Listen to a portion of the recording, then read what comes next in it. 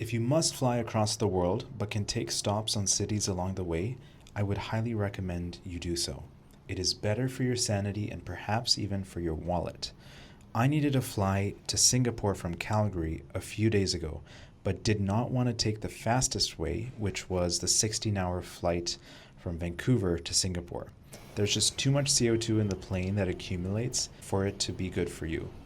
A cheaper alternative that I found was to go direct from Calgary to Seoul, which was an 11-hour flight, then stay a day or two, and then fly from Seoul to Singapore, which takes 6 hours.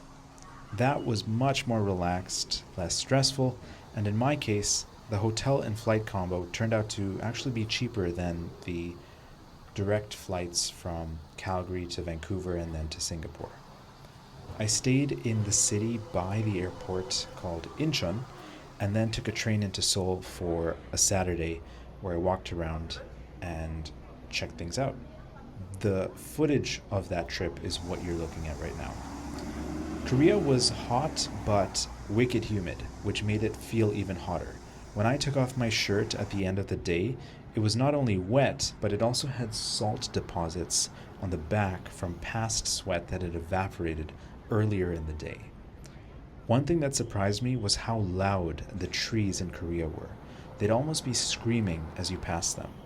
It was caused by the cicadas who lived in them. Males use their bodies to make noise for mating purposes, and everyone can hear it. I was a bit anxious about encountering racism because Korea has a reputation for it online, but fortunately I didn't experience any while I was there. I tried to be polite and not bother other people, and it seemed to work. Hopefully my double-dried, sweaty shirt didn't bother people on the trains too much. I should also mention that there was this bus driver who saw I was trying to get to this different place, but I didn't have the right metro card to get onto the bus that would take me there. But fortunately, the bus driver was kind enough to let me jump on his bus to get to my destination anyway.